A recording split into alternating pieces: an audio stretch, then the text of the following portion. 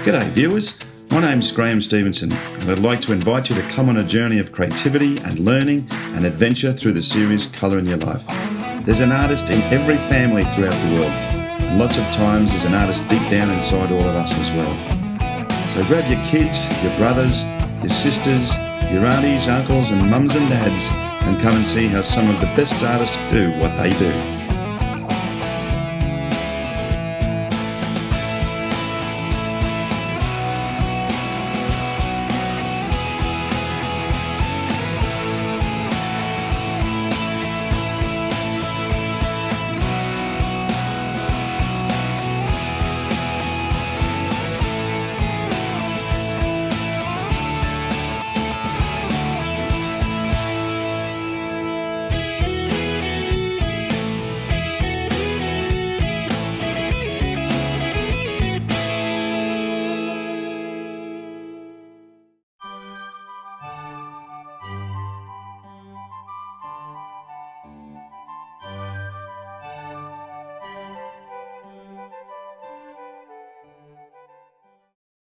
Well, hi folks, and welcome back to Colour in Your Life. Well, we are in the Bay of Plenty in New Zealand, in a beautiful area, or the town, city called Tauranga, is that correct? Very close, Tauranga. It's like, the words just go over me sometimes, but I'm with a wonderful lady, Susan Harrison-Tustin. Thank you. Welcome to the show, it's absolutely fantastic. Susan, without a doubt, I feel is probably one of the premier artists in New Zealand, if not in the world. I mean, she has been published all over the world, published books with some of the big companies in the United States, numerous exhibitions. You've been on TV a few times as well, haven't you? Yes, I have. Yeah, it's fantastic. Tell me a little bit more about your history then. I feel as if I've been painting forever. My mum was a wonderful influence. She always used to encourage me to paint and bought all the wonderful materials, and her encouragement just brought so much out of me that I didn't realise was there. Mm-hmm. When I was in my early 30s, I decided to take painting seriously. Mm-hmm. And so actually it's rather an interesting story. Richard said to me, get the best materials you can, give yourself the best chance to succeed, Yes. take 6 months, give it your all, and if it works, that's great, and if not, there's no regrets. And that was fabulous because it started an amazing journey for me. Well, it looks like it's obviously worked, Yes. about. But you're a multidisciplined artist as well, not just your portraiture, which I think is probably some of your best work, your portraiture work, but you really are a master in watercolours and oils, and I think your work is just amazing. What we're going to be doing today is we're going to be doing some of your watercolours. Yes, we are. Yeah, and also going through the process because Susan's such a fantastic teacher as well. I mean, she has a number of very, very successful DVDs out right across the world, but she's going to take us through some stuff that I've actually never even seen myself, funnily enough. I mean, you popped up with some things before. Oh, here they are. And she's going to explain how to use these different filters, which I thought was quite fascinating. But we're going to be doing a flower today, is that correct? That's right. In watercolours, and then going through some other exercises in conjunction with that.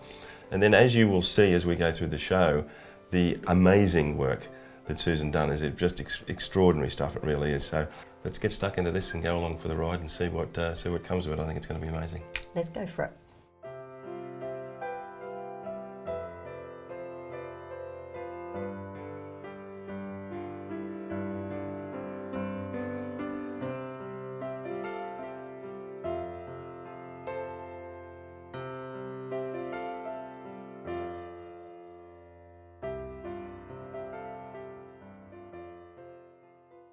When I'm putting my paints out, I always put them out in the same order. And it just so happens that this curried egg plate has 12 little cubicles, which is just ideal because I've got just 12 colours. A curried egg plate, well that's a novelty for a start. But I was just noticing as well, you're that well known as an artist that Da Vinci has also made a brand name paintbrush set for you. And that beautiful leather-bound satchel there, that's pretty amazing. Thank you, yes. Yes, they're an amazing company. I've used Da Vinci brushes for many years, and it was suggested to me that they would be able to do this. Mm-hmm. And so when I spoke to them, it was wonderful. They suggested a wonderful leather cover and brush holder, which is just fabulous. It's fantastic. Beautiful, beautiful brushes. Well, the one thing that surprises me when I look at your work and the extensive quality of what you produce is the fact that you're actually a self-taught artist. I mean, somebody that gets that good, that's self-taught, you've obviously done a lot of research. I have. I'm the sort of person that spends a lot of time analysing things, and if there's something that really moves me, particularly in nature or in a particular painting, Rembrandt's painting in particular, I spend a lot of time looking and working out what is it about that subject, or what is it about that thing in nature that really moves me and compels me to paint it. And I think it's that analysis, and also working out the logic behind it, what it is that makes it so special. Those are the sort of things that I love to do, and I think that it shows in the work. Absolutely does, there's no two ways about it. Well, being surrounded by one of the prettiest gardens I've seen in a long time, in a house that looks like it came out of provincial France, you really do use a lot of the flowers in the garden as your reference material as well. I do, they were planted especially. This particular one is called Sally Holmes, and we have that in the garden.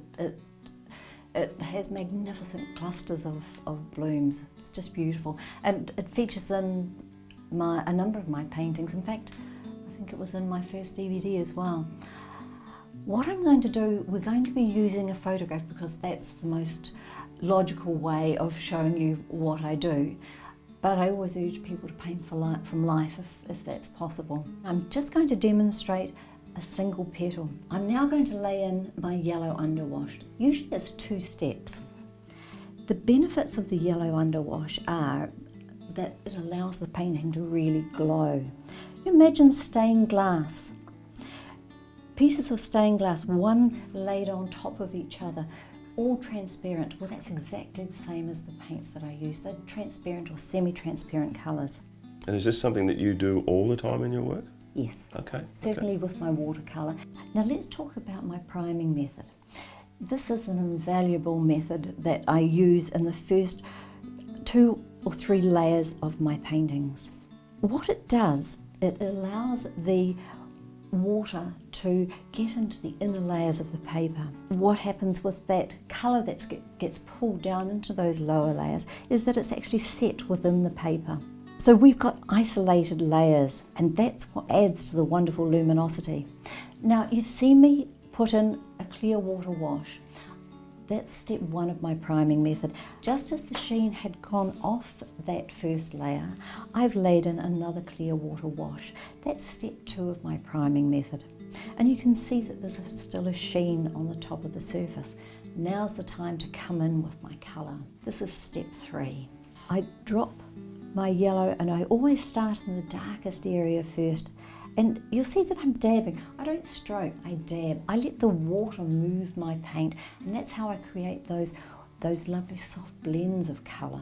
Now if I put my colour on and I stroke, you'll see that the very last area of the stroke before I lift my brush has concentration of colour. Whereas when I dab, look at how I get that concentration. And once again, I'm allowing that water to disperse that pigment for me. And it just makes the flow of that petal seamless. It helps me mould the form of that petal. So step 1, clear water wash, let it seep into the paper. Step 2, clear water wash. Step 3, just bring the pigment in. Okay. Also, as part of your very successful journey, you've had some amazing exhibitions. People have been standing outside sometimes and basically just wanting to come in and get the pictures as quick as they can, but I just wanted to refer to some of the pieces. A Côte de la Fontaine, which I think is absolutely a beautiful piece, and then Enchanté par la Provence, which is also just a magnificent piece of work as well. I mean, there's the colours and the form in it is amazing. You know, you look at the huge body of what you've done, Time for Reflection. I mean, all really fantastic pieces. I mean, you really are a master artist. Thank you. Well, part of your theory with your work is that you have 5 essential elements that really make up a lot of what you do, particularly with the watercolours. And you actually have them under the palette right now. I do. Under here. Ta-da! Yes. We've got 5 apples all sort of gone it. These are at different stages now. So here we have a circle, and you can see how I've been able to create form into a very realistic looking apple using 5 essential elements. The first one is colour. We've got a two-dimensional looking circle. Now we bring in colour temperature, and you can see how we're starting to create some form with colour temperature. Tonal value is the next one, and you can see how incredibly powerful tonal value is. The next one is intensity. We can use intensity to create form. Now look at this last one. This one here has all of the elements together, including edges. Edges that are soft and edges that are sharper. So all these things used in combination give us so many amazing tools that we can use to create paintings that have that professional polish. That's fantastic. And you're going to demonstrate, because you've got a piece that you've done of a flower, obviously the flowers that you have in your garden, and we're going to pull all of this together with these principles that you've taught us, and then really build on this picture again. Exactly. So let's do that.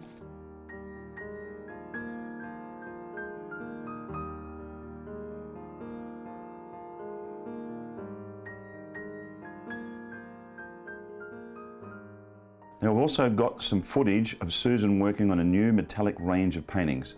Now when I say metallic, I mean gold and platinum leaf.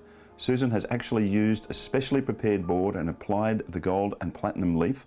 Then she has painted this most amazingly beautiful young woman over the leaf using oil paints. The luminescent qualities of the picture are amazing. It makes the painting come alive. Here's a shot of the final piece. I can certainly see why she is so excited about her new series. Without a doubt, one of the best paintings I have seen in a long time. Okay folks, well as you can see, we've put up the next piece, which is the flower itself. But in saying this, Susan, there's a whole bunch of things that you're using that I don't think the audience may be aware about. The first one is actually the board that it's on. Describe that to me. Sure. This is Gator board. It's the 3/4 inch, or I think it might be about 12 millimeters. I use Lucas white gummed tape, which holds the paper down. I wet the paper, lay it on the board, and then use the Lucas tape. When it's all totally bone dry, I then use Alvin masking tape. And then you're good to go. So I'm just going to be using my priming method again. First step, clear water wash. So while that's sinking in, I'll show you how I create my colour trails. I can see that there's quite a lot of purple in here, so I'm going to use my purple magenta, alizarin crimson. And I'm going to use the cool yellow, the Aurelian yellow. So we've got our 3 colours.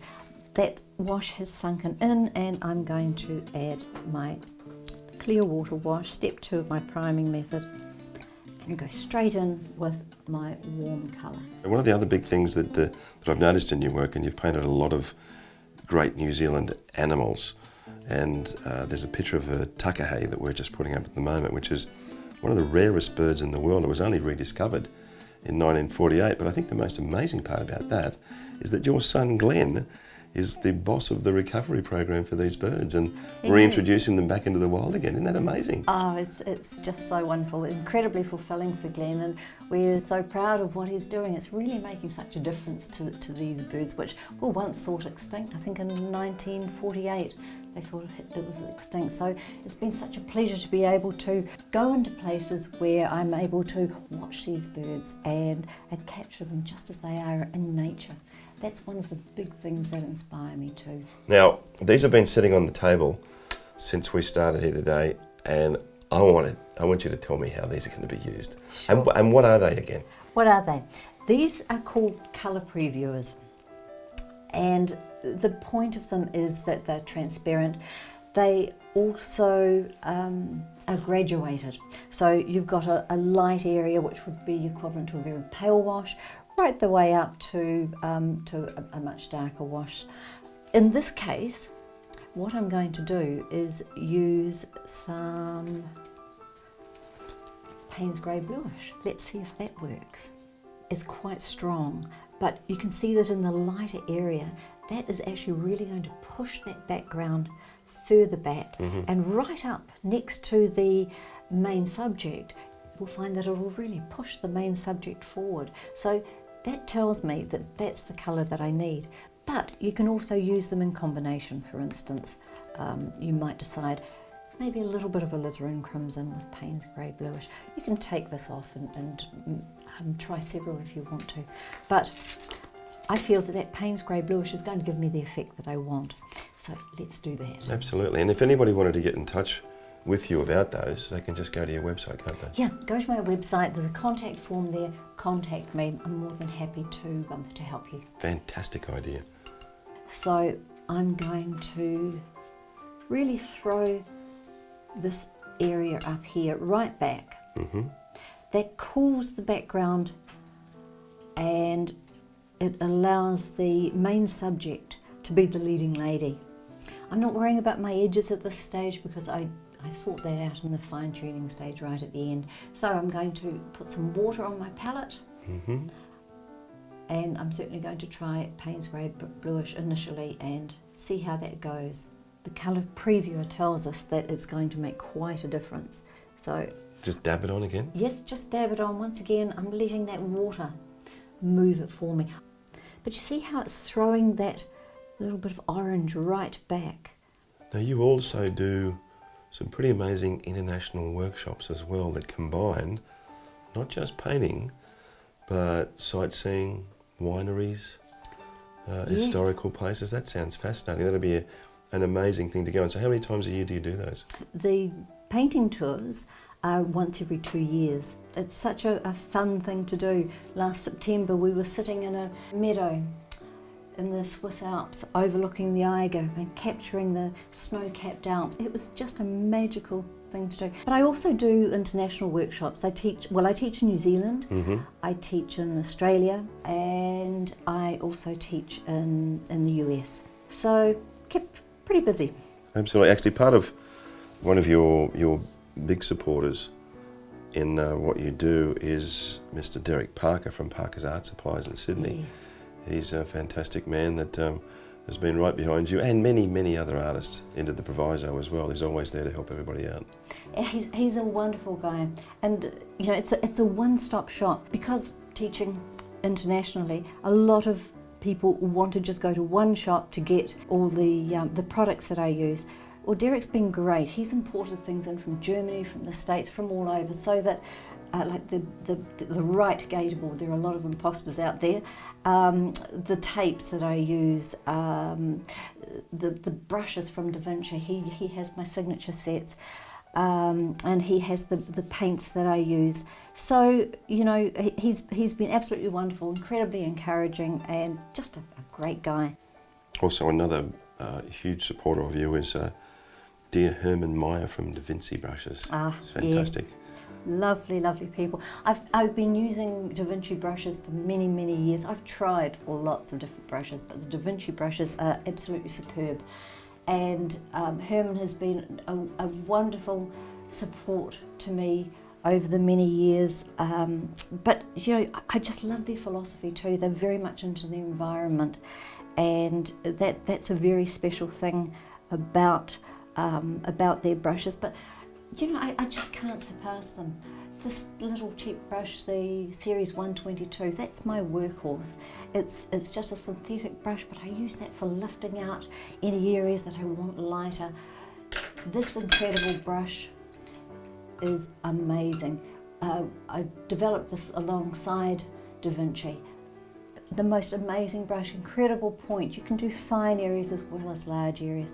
The quality, yeah, I'm happy to put my name behind them because they are such amazing brushes and they're such great people. Another quick tip, notice how here we have the shadow up on the underside of that petal. While you've got your background wet, come in, put some clear water on your petal and tease some of that background up onto that petal so it helps envelop it into the background rather than it looking like a cardboard cutout. Mm-hmm. I'm actually adding a little bit more of the shadow colour on there as well, and that just gives it that turn. And I also do that for areas like this where I want this to go a long way further back into the background. Just add a little bit of the shadow colour Just to soften over those both. edges. It softens the edges, but it also allows that shadow to envelop it. And you see how that's pulled that back. That's done. Done. Okay, well, one of the amazing things that's happened to Susan over the years is her work is so popular that people line up outside for hours to get in to actually purchase the work. So she ended up putting a cover or a veil over the pictures, and when they were unveiled, the people would come in and simply grab the number because your work was so popular. It's an amazing story. It just goes to show you the success that you've had. Thank you. But we're going to unveil this one now, and this picture is called, voila, La Confidante. And you're going to explain the 5 elements to us, which is what we did today with the watercolour. This is an oil, but you're going to explain to us how those 5 elements actually fit into this picture. Exactly. When I painted all these, they were all very prominent. When I had finished the painting, as far as describing the elements, I then came in and I threw these areas right back with just a glaze. That colour temperature change, the tonal value change and the intensity change allowed me to focus on the main subjects. Absolutely fascinating. And so as you can see by the quality of Susan's work, it is just extraordinary, it really is.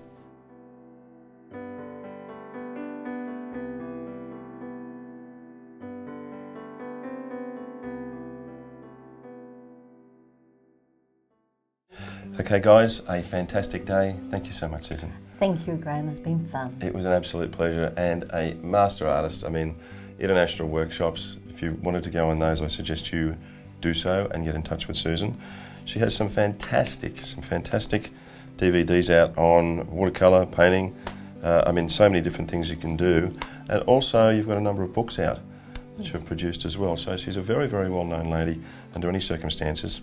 Your website address is? www.susanart.com. Nice and easy to remember. Yeah, that's an easy one. susanart.com. So come in and see Susan about workshops and obviously the DVDs.